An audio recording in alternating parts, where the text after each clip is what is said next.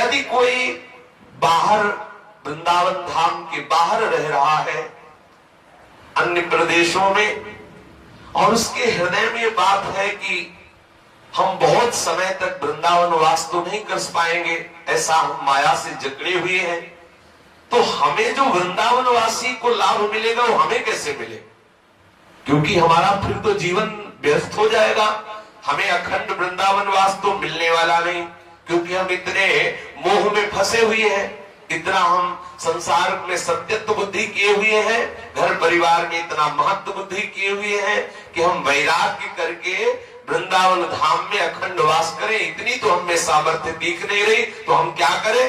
बोले ददत किंचित वृंदावन तनुभृते, जो वृंदावन में शरीरधारी है, जो भी जीव है, यदि वृंदावन में उनकी थोड़ी सी भी सेवा आप करने को पा जाए, आहा, तो सर्व भगवत विभूतेर भागीसो भवति जगताम तद्भृति परहा। कितनी अद्भुत बात कह रहे श्रीपाद प्रबोधानंद जी। ये वृंदावन के जो पक्षी हैं, वृंदावन की ये जो गाय पशु आदि, ये जो वृंदावन के बंदर आदि, यहाँ के जो ब्रजवासी जन, यहाँ जो वास करने वाले संत महात्मा, जो भी गृहस्थी जन जो भी है, यदि कहीं यहाँ किसी की भी आपके द्वारा धन अन्न वस्त्र वास आदि की सेवा बन जाए आपसे, तो श्रीपाद प्रबोधानंद जी कह रहे हैं कि वो भगवान की समस्त विभूतियों को तृप्त करने वाला बन जाता है। इतनी उसमें सामर्थ्य आ जाती है, वो ऐसा महामहिमामय वाला बन जाता है कि जैसे गीता में विभूतियों का वर्णन किया ना, उन विभूतियों को भी आनंद प्रदान करने वाली विभूति वो स्वयं बन जाता है। ऐसा वो महाविभूति स्वरूप हो जाता है जो वृंदावन वासियों की सेवा करता है। यद्यपि वो वृंदावन वास नहीं कर पा रहा, अखंड वृंदावन वास नहीं कर पा रहा, पर वृंदावन के पक्षियों को, वृंदावन के पशुओं को, वृंदावन के बंदरों को, वृंदावन के जो ब्रजवासी जन है, जो गृहस्थी जन आके रहे, मानो ऐसे गृहस्थी जन है कि भगवत चर्चा सुनकर भगवत प्रेम के लिए लालायित होकर श्री धाम वृंदावन वास कर रहे हैं, और उनके पास सम्यक व्यवस्थाएं नहीं है।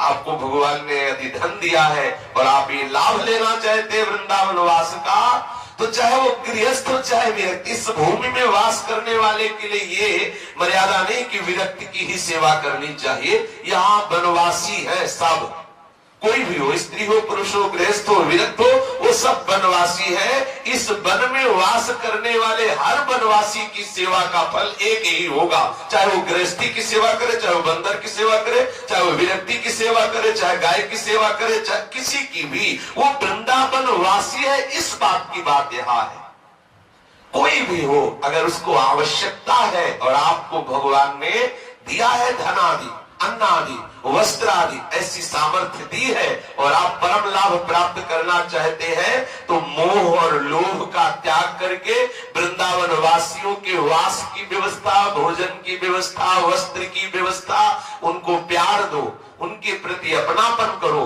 उनकी सेवा करो, तो जितनी भी विभूतियां भगवान की है वो सब आपसे तृप्त हो जाएंगी और आप महाविभूति स्वरूप हो जाएंगे। महाविभूति स्वरूप अर्थात बिना वृंदावन वास किए भी वृंदावन वास का फल आपको प्राप्त हो जाएगा। कितनी सहज बात है। कांच के बदले में मणि मिल रही है, कांच के बदले।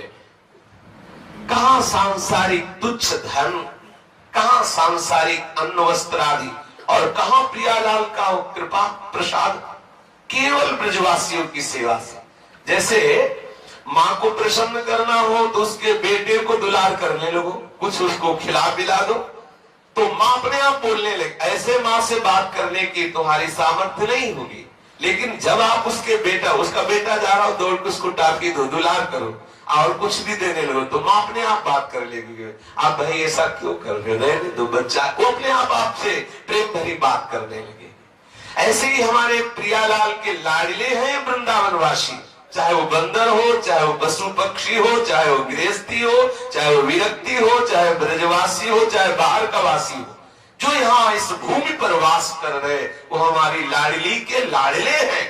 प्यारी जी ने कृपा की तब आके वास कर रहे। इन वृंदावन वासियों की कोई भी शरीर से सेवा, अन्न से सेवा, वस्त्र से सेवा, धन से सेवा, वास की सेवा यदि ऐसा करता है तो हमारे लाड़ेली लाल उस पर कृपालु होते हैं और जो वृंदावन वास का फल है वही फल उसको प्राप्त होता है। ये देखो कितनी बढ़िया बात श्रीपाद प्रबोधानंद जी महाराज ने की।